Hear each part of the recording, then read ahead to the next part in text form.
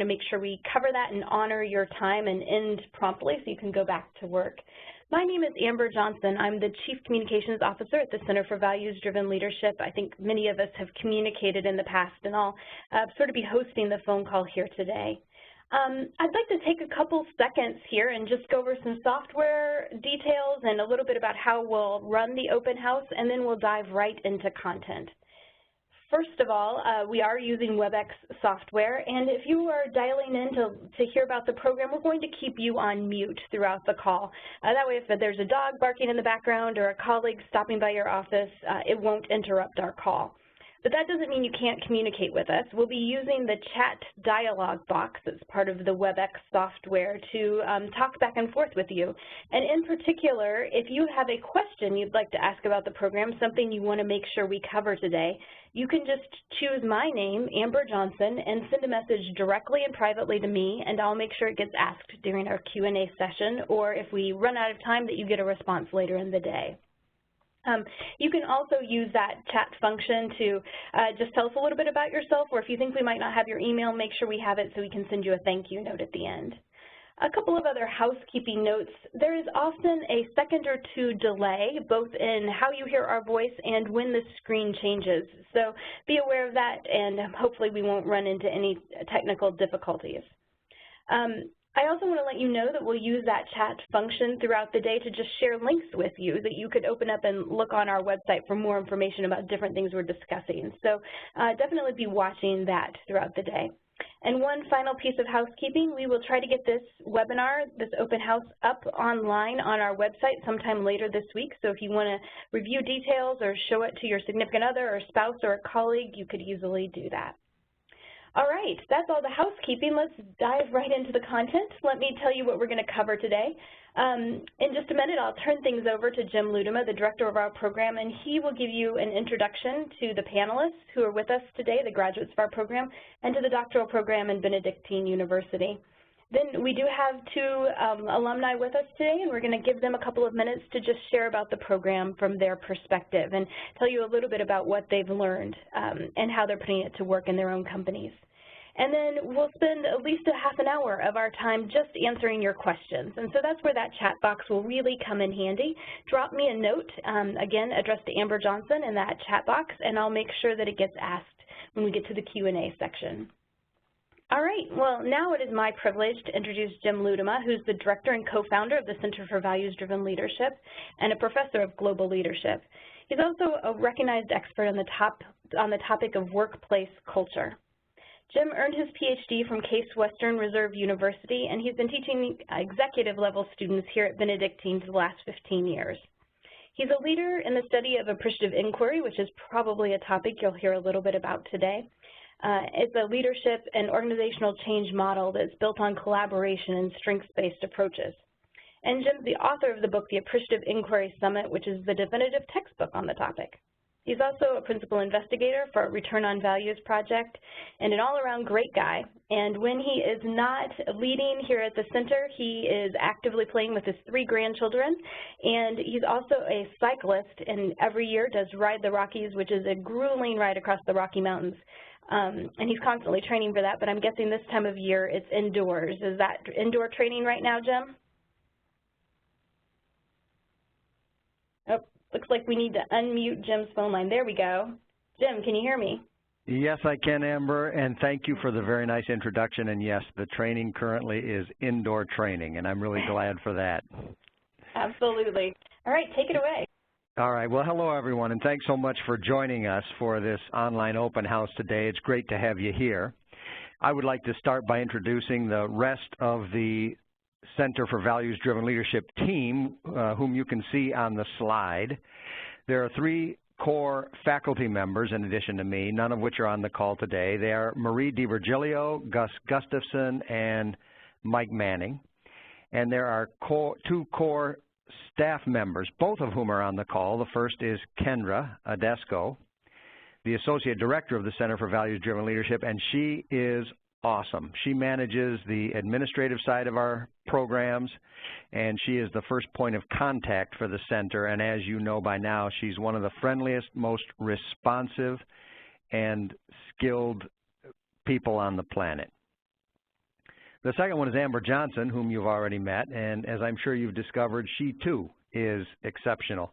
She's our Chief Communications Officer and a Senior Research Associate, and is in charge of our marketing, communications, recruiting, and thought leadership dissemination. And today, Amber will be leading the webinar and moderating the Q&A session.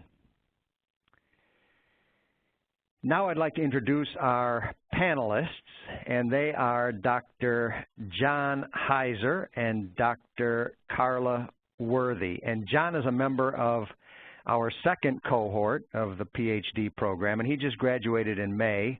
His dissertation explored the role that CEOs play in driving strategic corporate social responsibility.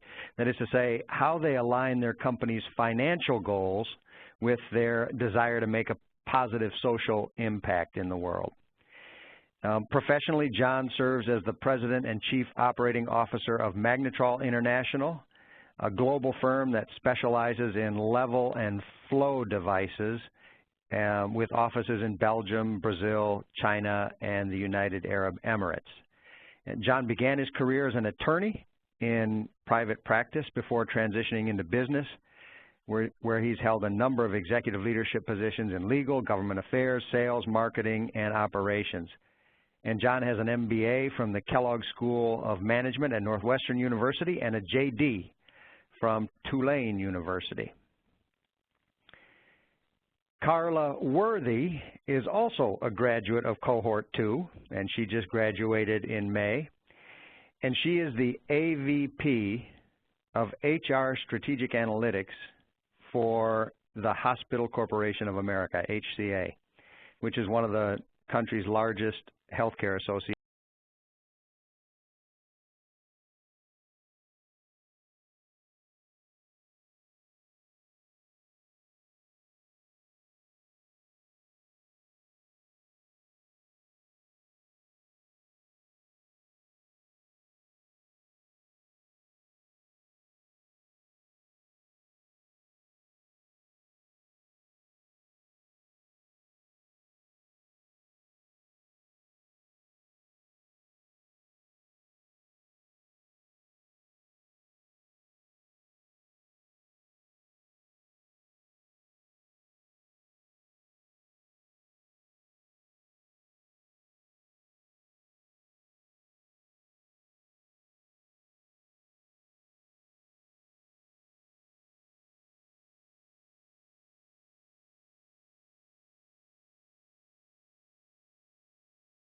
Develop themselves and others, build flourishing companies, and transform business and society. And when we talk about values-driven leadership, what we're talking about is doing business the right way. It's about being clear and confident about your own core values, and then building values-based organizational cultures that promote flourishing at every level. And we're talking about values like honesty and integrity, care and compassion, excellence and accountability and meaning, purpose and contribution to the greater good. And our purpose at the center is to help change the way business is done by studying values-driven companies, telling their stories, and developing their leaders. Practically speaking, we focus on three things: research, education, and practice. On the research side, we're engaged in a number of different research projects, but one of the most exciting is our Return on Values project, in which we are partnering with the Small Giants community, who are a group of values-driven entrepreneurs, and with the Center for Positive Organizations at the University of Michigan to study the link between organizational culture and profit. We're doing this in two ways. We're conducting a longitudinal survey research with a bunch of companies to measure various aspects of their culture on the one hand, and their top and bottom line growth on the other hand, and then see what the correlations are between the two, culture and profit. And then we're also doing deep dive case studies with about 30 companies that are exemplars of this better way of doing business to find out how they do it. How do they hire and fire? How do they attract top talent? How do they develop people, recognize and reward, innovate and grow, manage their capital, and so on? Essentially, we're trying to unpack the DNA of great values-driven companies. You can see more about that work on the website, returnonvaluesproject.com.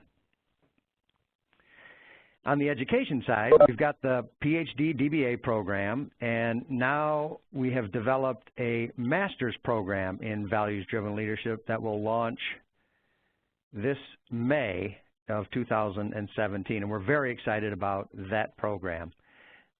It will be able to get the message out and have a much broader impact in the business world and in the world of business school education. In terms of practice, we offer consulting services and customized executive education programs to companies, and we also offer 2 senior executive roundtables each year where we open our doors here at Benedictine and invite 100 or so leaders from the business community to come and spend a Friday afternoon with our faculty and doctoral students, along with a couple of leadership gurus that we bring into town to explore a hot topic of interest like emotional intelligence or leading change or working with millennials or building positive organizational cultures. So that's really what we're about, the education, the research, and the practice. Now to drill a little more deeply into the doctoral program, there are just 5 points I want to make about it.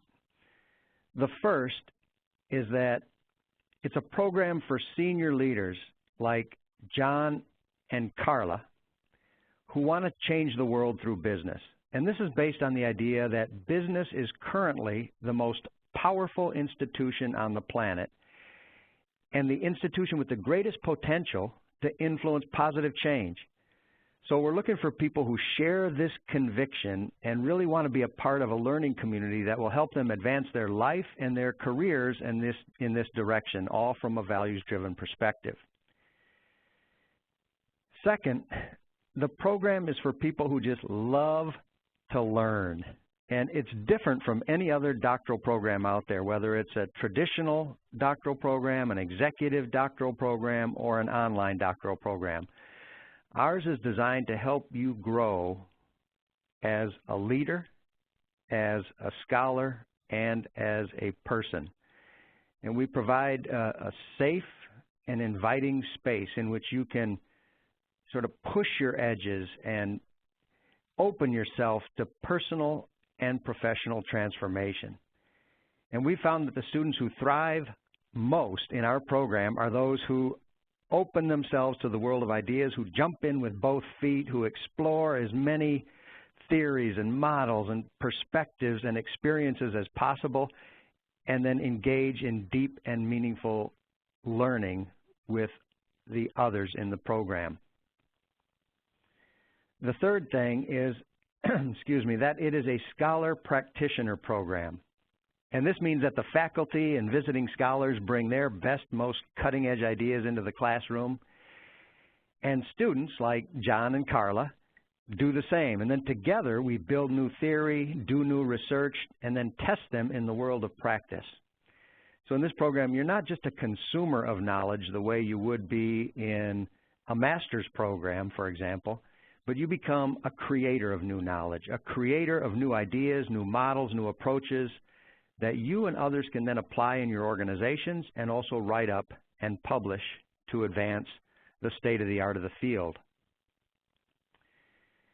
Fourth, the program is student-centric and is tailored to the demands of executives working full-time.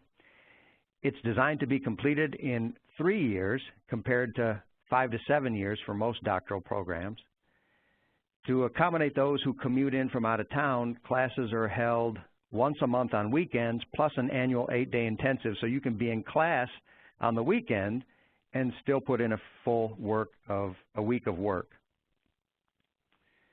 You can select between one of 2 tracks, a more research-focused PhD degree or a more practice-oriented DBA degree. All of the coursework is scheduled to help you make progress towards your dissertation beginning day 1 of the program. And you can focus your dissertation on pretty much any topic you wish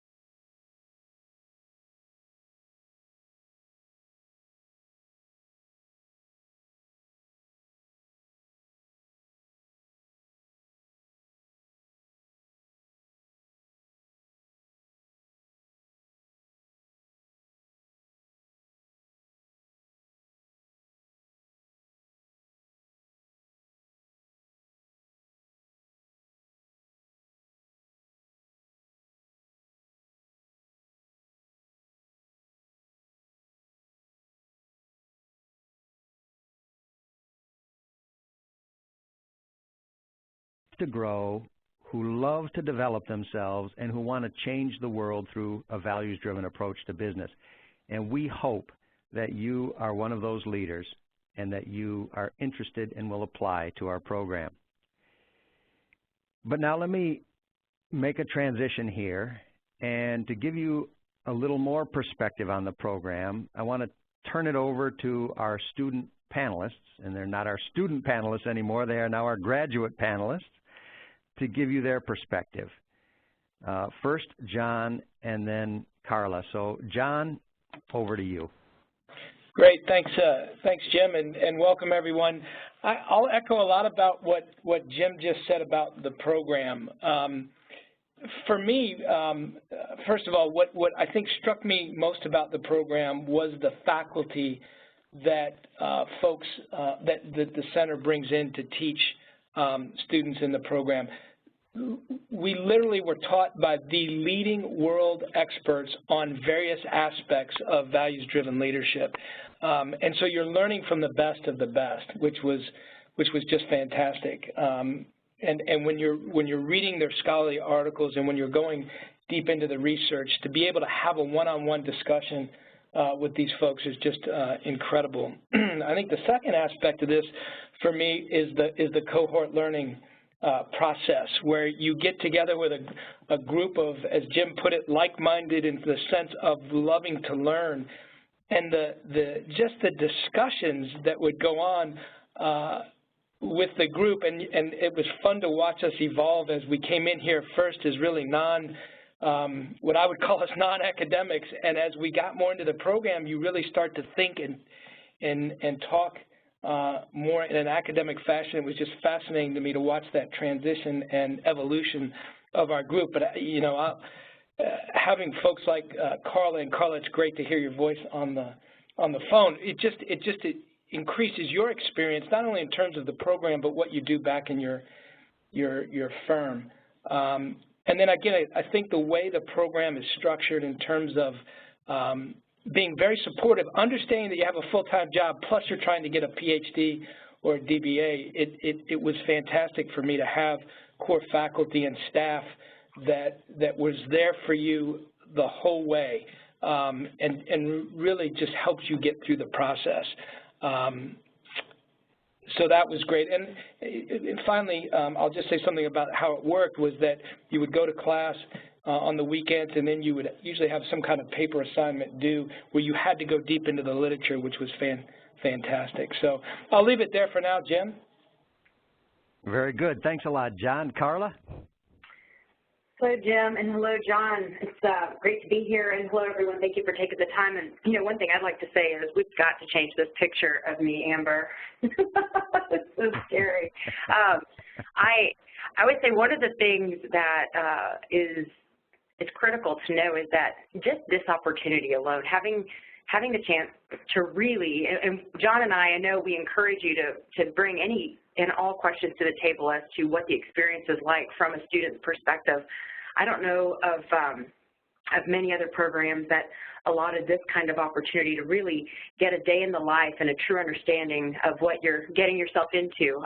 Also, I can tell you that before I joined this program, I did extensive research looking for the perfect program that would allow me to extend my education into a PhD without quitting my job, but with a program that was well respected and had the rigor of a PhD, all while not having to focus on a solely online learning experience, because for my learning style, that just wasn't going to cut it. And one would have said at the time that that was a unicorn request, one that did not exist in the academic system.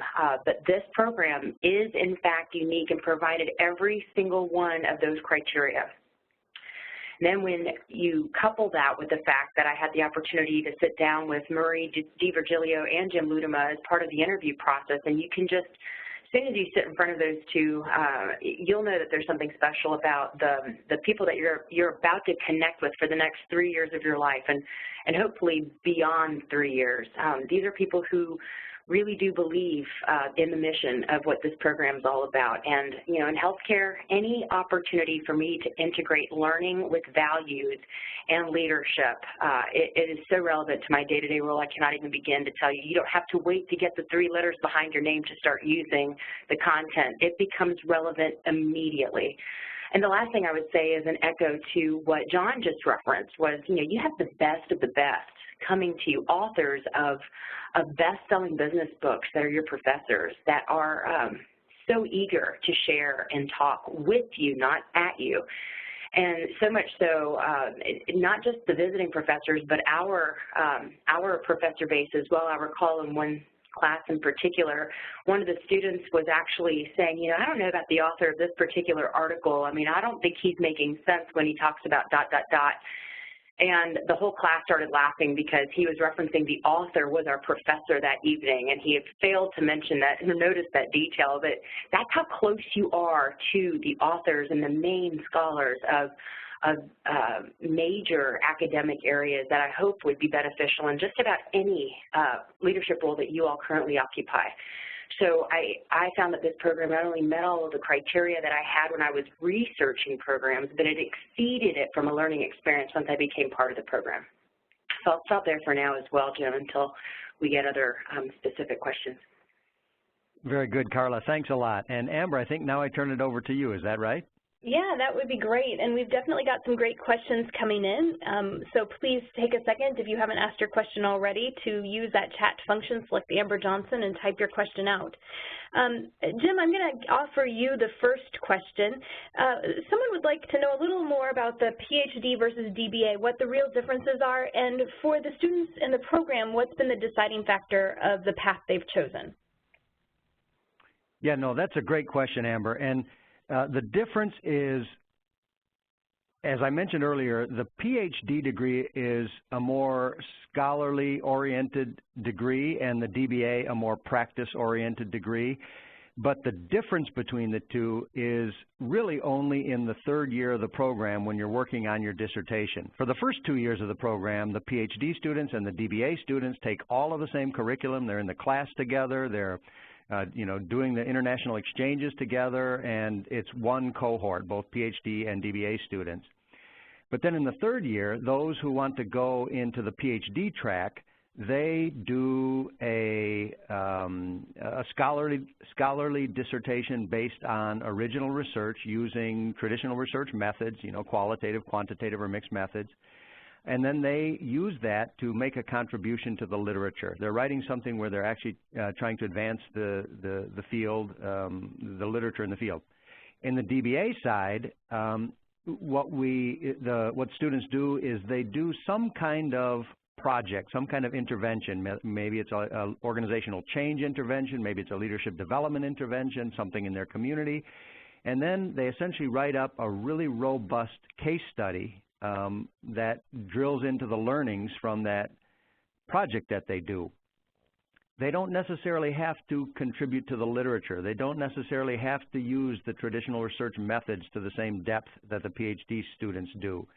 And so that's really where the difference lies. In the 3rd year, when they're doing the dissertation, the DBA is more practice-oriented, whereas the PhD is more scholarly. In terms of choosing, we get people coming into the program who say, yeah, I'm interested in the DBA track or I'm interested in the PhD track, and that's great, and that's how we bring them into the program.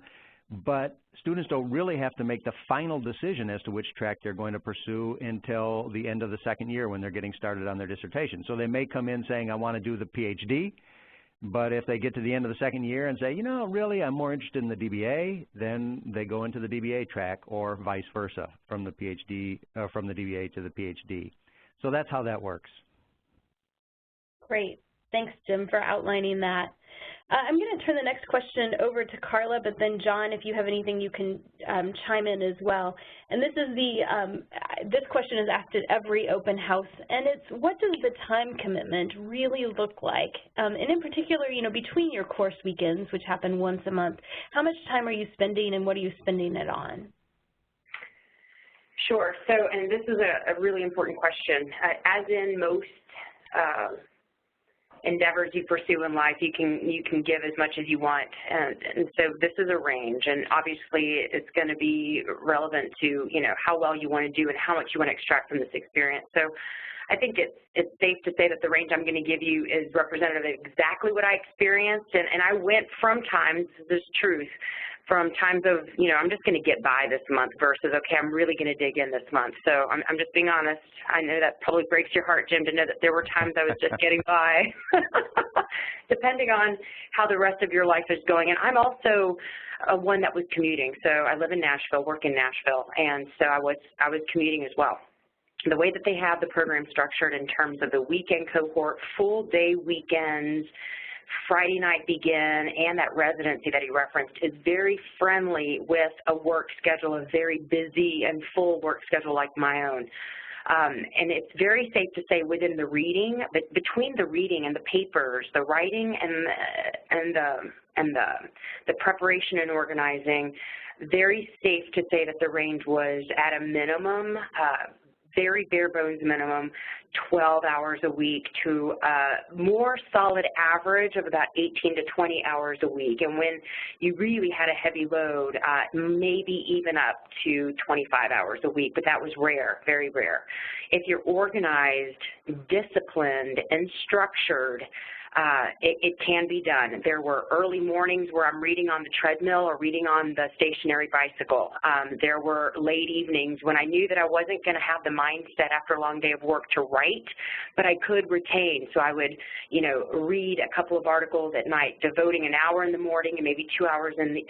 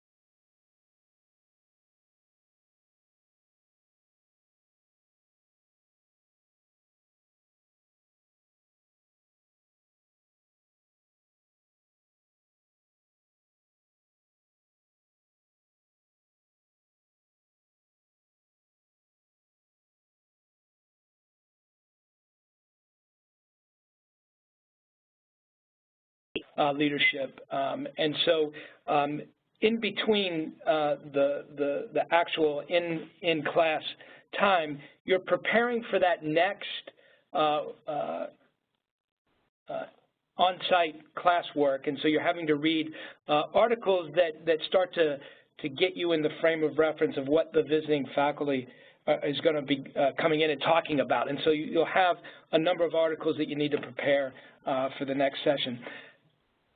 So that's one part of what you're doing during that week or that time that you're not in class. The second piece is after every class, you're usually given a paper assignment, usually around 20 to 25 pages, that is supposed to go deep into the topic that was just covered in class that particular weekend. And so you're given a fair amount of time to get it done, but it requires you to start thinking as an academic, as a scholar, as opposed to sort of an MBA where you're just kind of reviewing a case and talking about it. This is meant to really look at the literature and have you start thinking through that literature and talking about some aspect that in a paper form, and so you do a lot of that. And you're not just reading articles. A lot of times we were given assignments to work together on a particular project. or to find out something about you and your personal leadership style, whether it's a strength finder assignment, whether it's interviewing some people that have dealt with you as a leader. So there's some, in some cases, some interactive, but primarily it's reading articles that are preparing you for the next in-class session, and then some type of paper, scholarly paper that you do. Great. Thanks, John, for outlining that. Jim, I wonder if you could just briefly review the hours that people in class. People are wondering what the actual class weekend is like, and then, remind people of the 2 years of coursework schedule. Yes, no problem. But before doing that, I want to pick up on what Carla and John said, a couple of things. We survey our students at the end of their 2 years of coursework with each cohort to find out what they like about the program, what improvements they would recommend, et cetera, so that we can always make the program better. And one of the questions we ask them is, how many hours a week do you spend outside of class on the program? And Carla and John both said 18 to 20 hours, and that is pretty much the average. We find that the average is about 20 hours a week that people report on that survey. So that's consistent with what John and Carla said.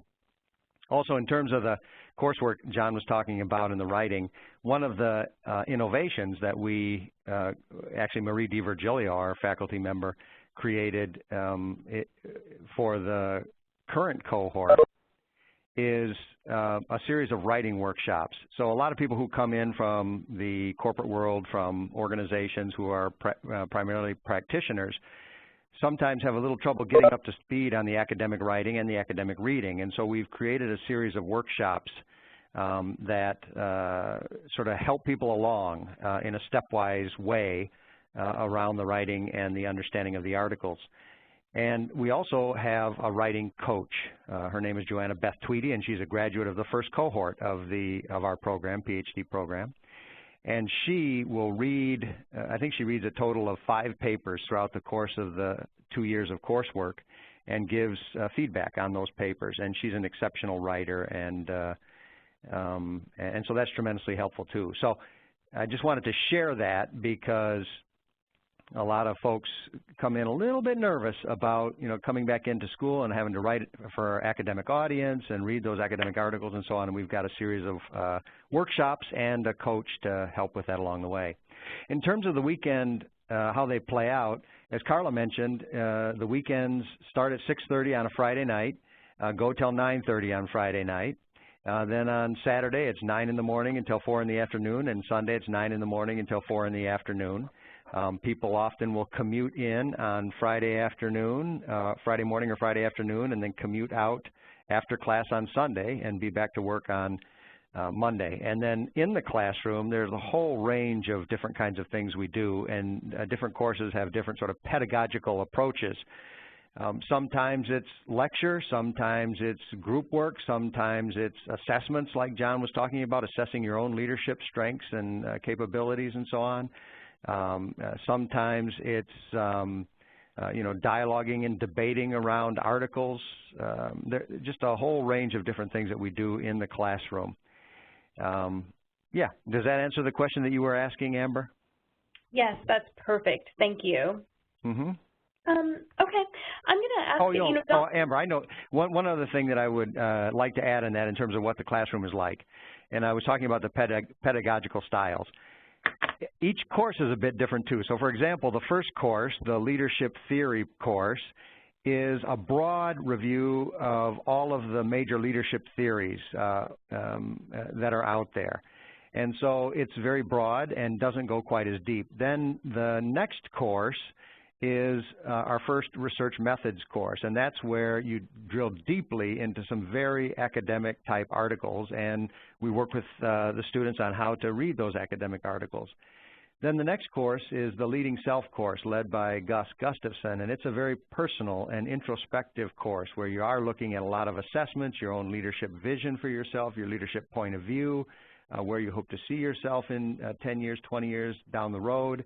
And those kinds of things, and you're really looking at your own personal leadership story and style and vision and sharing that with the others in the room.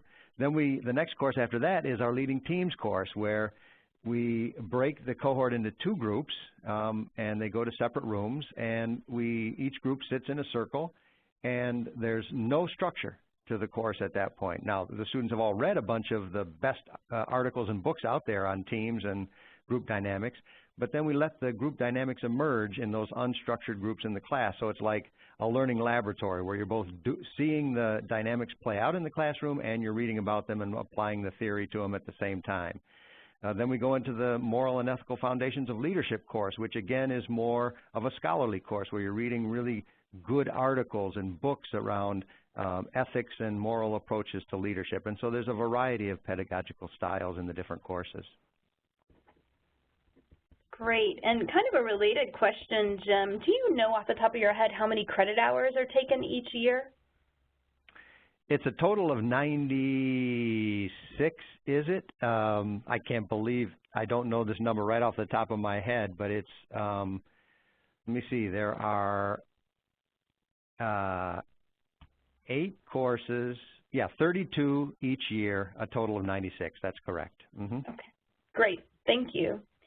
Carla and John, in your earlier comments, you both sort of hinted at the way the program you'd used it to change your work and that it had changed your own leadership as well. Could you just tell us a little bit of that story, how you have brought what you've learned into work and how you've made the program and your professional life work together? Carla, you want to start? Oh, go ahead, John. No, you please. Okay, here's this. So I was really fortunate that at the time I started the program, I was actually in the midst of conducting some research for profiling from a trait perspective, what kind of traits our leaders needed to be successful, and we defined success very specifically, and we were bringing that psychology into our pre-hire selection assessment. So I had the opportunity to validate this profile and actually deploy the tool enterprise-wide, which has now been used, over 200,000 times for candidates for, as many as 50,000 hires over the last few years. But I would say, but that's a very specific, trait research. Maybe not all of you are in that kind of field of IO psychology. So what I would say is a very general application that we use here at HCA now quite frequently that came straight from the program. Things like, when we want to really bring empirical framework to how we define patient-centered care and how we integrate all of our analytics around our financials, our patient experience, our employee experience, and how it is impacting our bottom line, truly our financial bottom line, as well as some of the undertows to our financials and healthcare, which are things like throughput and operational efficiency. 100% of what we learned in the program is infused into our work in this space, always ensuring that, at the center of all of our work is our mission, which is our patient experience, and how we have been able to prove through analytics and data science the true link between enhancing that patient experience being one of the biggest ways for us to enhance our financial performance as well. And it's not a myth that just sounds warm and fuzzy. It is now a known truth throughout the organization, proven by hard numbers. So there's not a single project that we embark upon where this is not, the values component is not part of how, we frame our work. For me, it's really, I actually think, Amber, this is a great question because, when I think back on my time through the program, I think because I was able to apply what we were learning back into our organization, it helped me with that 18 to 20 hour time frame that I was putting in because I could relate it right back to my firm. But for me, it was really on 2 levels. One is what I'll consider to be my personal level. It really, the program really allows you to delve deeper into your own core values and your own personal values and look at how you become more self-reflective. How do you become more mindfulness? Things like that you can take in and personally start to really practice based on research and stuff. So for me personally, it was a great growth opportunity outside just the academic perspective. But when it came to our organization, I mean, we're a global organization, and we're in the midst of what I would call a cultural transformation. And so as we went through this program and we were being exposed to things like positive leadership, like appreciative inquiry, like this framework of giving voice to values, we've been able to bring that, I've been able to bring that into the organization. So for example, we used appreciative inquiry in that framework as a means of developing a global service organization, as well as relooking and re-examining our business model and how we compete.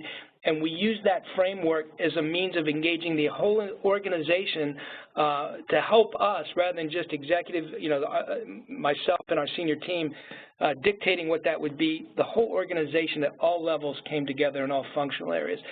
When I look at our leadership development, we're now got programs, and we actually have some faculty come in and teach our leadership development cohorts positive leadership.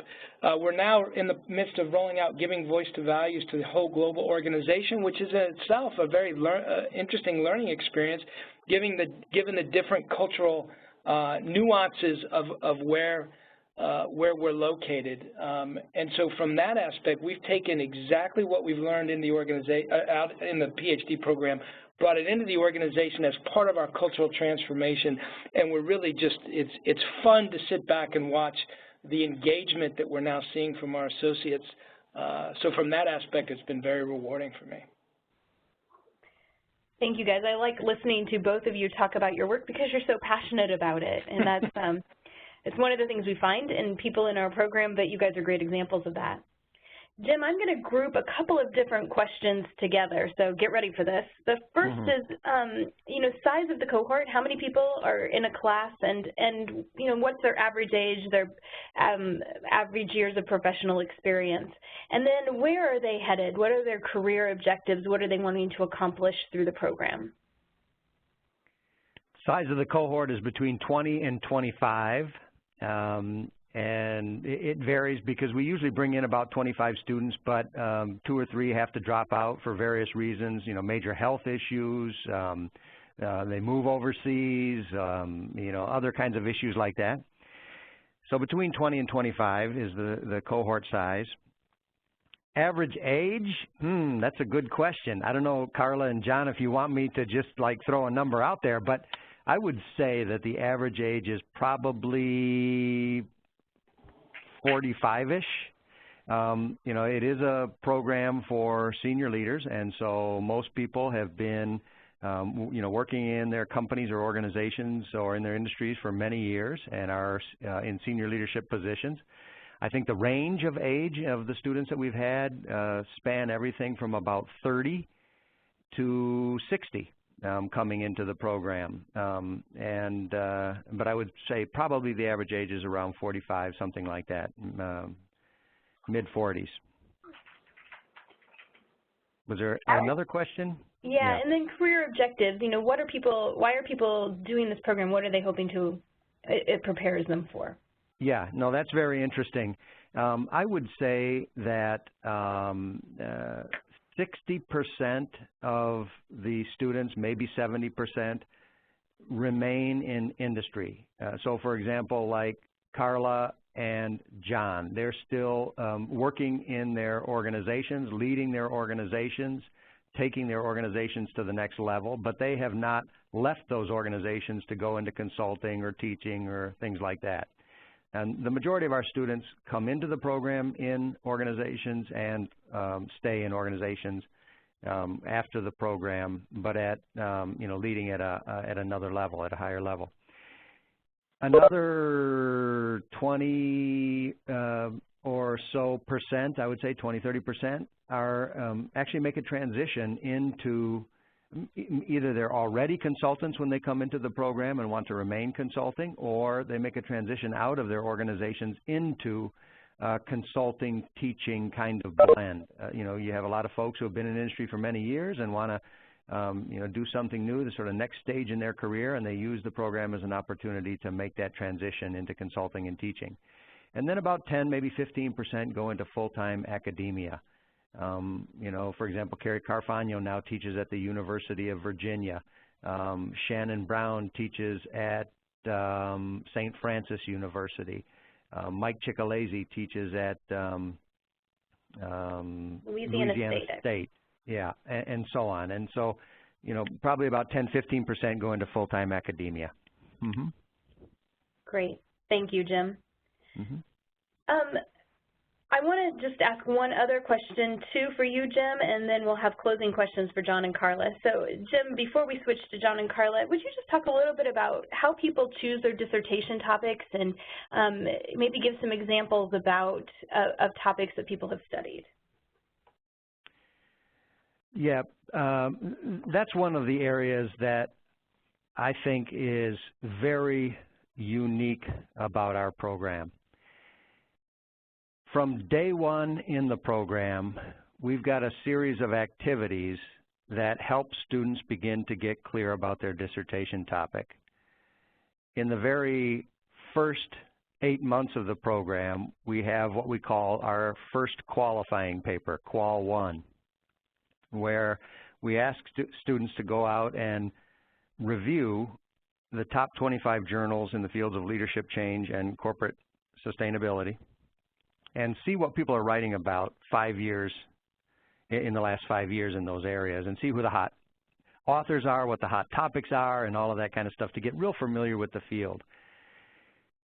Then in the second year of the program, then we ask them to do the second qualifying paper, which is a deep dive into a topic they're interested in. So, you know, John did his dissertation on strategic corporate social responsibility. So when he did his Qual 2 paper, he really drilled deeply into the literature around corporate social responsibility and strategic CSR. And so that helps the students. Plus, as I mentioned, we have a series of writing workshops, and also during those workshops we talk about dissertation topic, and we ask students to put together a proposal. Well, what do you want to do your dissertation on? And present it to the rest of the class and to the faculty, and let us help you shape that. Because what we really want in this program is we want students to find the topic that they are so passionate about that they can't wait to work on that dissertation. And that's not the way it is in most doctoral programs. In a lot of doctoral programs, students are asked to work on the topics that their professors are interested in. And so then it sort of becomes free labor for the professors to advance their research agendas. But in our program, we want the student to really find that topic, and we work really hard to make that happen. And it does. Just to give you a couple of examples, we've already talked about, you know, John and Carla's dissertations and what they focused on, and how it was used by both of them to build their companies and advance their agendas at work. Another guy in our first cohort, Lee DeReamer, he was a colonel in the Air Force, and then he worked for Booz Allen Hamilton, a defense contractor, after he left the, retired from the Air Force. And when he was in the program, he came in wanting to do his dissertation on military leadership and really understanding and unpacking military leadership and why it is the way it is and why it is successful and effective. But during the course of the program, he really began to change, and he tapped into an aspiration he'd had his whole life, and that is to start a nonprofit organization to help young men at risk to develop them emotionally, spiritually, physically, intellectually, so that they could succeed in life. And so he did his dissertation on the nature of midlife introspection, because it was this introspective process that he was going through that caused him to shape the direction of his career. And so he wanted to study others who had done that and had done it successfully. So he went out and interviewed a bunch of people who had done that successfully, and also interviewed their significant others, and wrote up a theoretical and created a theoretical model around midlife introspection. He also then, once he left the program, or while he was still in the program, he began to build an organization called Life Cycles. That's an organization that does exactly what I just said through the sport of cycling in Pennsylvania. It's fantastic. Another one, Tina Husing, she was a global leader for Motorola Corporation for many years, and she wanted to do her dissertation on the nature of global leaders' work. And so she replicated Henry Mintzberg's famous study about the nature of managerial work, and in that study, Henry Mintzberg went around and followed 5 senior executives for a week each and just observed them to see what they actually do. And Tina did the same thing with 5 global leaders. She spent a week with 5 different global leaders doing observation and some interviews to find out what global leaders actually do. And then wrote a fantastic dissertation and is now publishing articles based on that dissertation. One last one quickly is Lee Murphy, who was also in Cohort 1, and he was changing his business model at work, and so he studied that change process, and he measured individual and organizational dimensions of health while he was doing that change process to see what allowed for health to increase both organizationally and individually, and what would cause health to decrease individually and organizationally, so that he could, create models for organizational change that help to promote rather than diminish health. So a wide range of dissertation topics, and we love variety, we love diversity in terms of topic, and we really love helping students find that topic and then help them succeed. The other thing about that is we always encourage students to use the dissertation process to advance their career objectives. So whether it's building your company or taking your company in a new direction, focus the dissertation on that. Whether it's setting yourself up to be an academic, do a dissertation that will allow you to succeed in that arena. Whether it's moving into consulting, we encourage students to use the dissertation process to help advance their career objectives as well. Great. Thanks, Jim. It's just a good reminder of all that can fit under that umbrella of values-driven leadership for our students. We are running short of time, so I want to just ask John and Carla to answer one final question, maybe with just a sentence or 2 each. And the final question came from one of our participants, and it's a very simple one. Why this program? I think it's for all the reasons we just talked about. For me, it was a program that hit right where I wanted to go in terms of values-driven leadership. So, it's those 2 things, values and leadership. So for me, that was the main topic, or the main driver of this for me, and the format where I could do my job as president of a global organization while also pursuing something as big as a PhD. This program allowed me to do that. Great. And Carla? Yeah, for me, I would say the content was relevant on day 1. The cohort learning dynamic was critical for me. I'm not an online learner. The flexibility of the structure and all of that coupled in opportunity to not have to quit my job and pursue a PhD. You'll find that a lot of cohort programs are out there, but they're DBA only. And for me, a PhD was important. I know both bring tremendous value, but for me personally, PhD was what I was looking for. So this program met all of the criteria, and like I said in the beginning, the experience exceeded my expectations. Wonderful. Thank you guys so much. Let me just go over a couple of process questions and information and make sure you guys know where we're at in terms of the application process. First of all, we are nearing the very end of our recruitment for the next cohort of the program. The cohort begins March 31st, 2017, so we're just 2.5 months out, which means we need completed applications by the end of this month. That's our deadline. And you can find an application online, and I'll put this link in our chat box here in a second, but it's just our website / the word application, and there you'll also find a checklist of the materials you have to submit to be able to apply. There's plenty of time to get it done in the next few weeks, and we can work with you to sort of expedite the process so you can move forward as quickly as possible. But certainly if you're seriously considering the program, we encourage you to move quickly. We're accepting applications now, and then we will be reviewing them and doing interviews as they come in and completing those as soon as we can in February. And notifications about acceptance into the program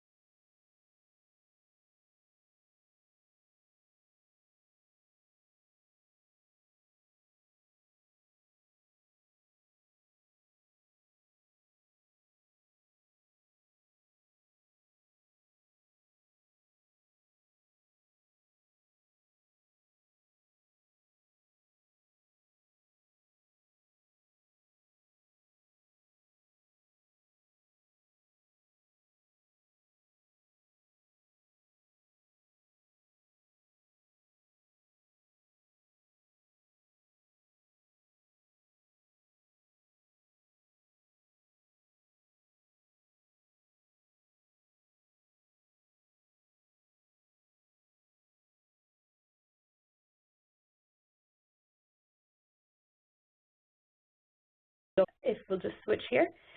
On March 31st, which is the second day of the cohort, we have a senior executive roundtable coming up. And the woman featured here is Dr. Amy Edmondson with Harvard Business School. She's a global expert in the topic of teams, how to create teams that are really effective, that drive your organization forward and help you innovate so that you can be more competitive.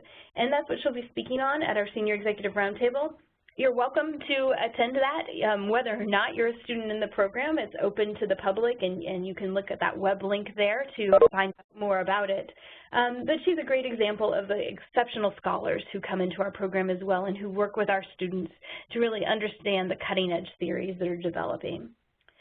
And, finally, if you have any questions, anything you want me to cover that we haven't, it's not too late to use that chat function. Drop me a note, and I will be happy to respond later today or early tomorrow. If you need one-on-one conversation, let us know. If you know you plan to apply, let me know that as well, and I can talk with you about how to expedite that process and make sure that you are moving forward so you get the answers you need to plan your life as quickly as possible and so that we can count you among the applicants for the program. And with that, I'm going to turn it over to Jim to make some closing comments. Very good. Thanks, Amber, and thanks to all of you for being a part of this webinar. Maybe just to summarize, what we're really looking for is a dynamic group of senior leaders who want to change the world through a values-driven approach to business, who love to learn and want to grow and develop as leaders and scholars and people, who want to push the frontiers of the field, both in terms of theory and in terms of practice, and who want to be part of a great global learning community full of like-minded, smart, fun, values-driven leaders. And we hope that you are one of those people and that you will apply to our program. So thanks again for being here, and thank you, Carla, John, and Kendra and Amber for helping to run the webinar. So long, everybody. Thanks, everybody, and have a good day. Bye-bye. Thanks.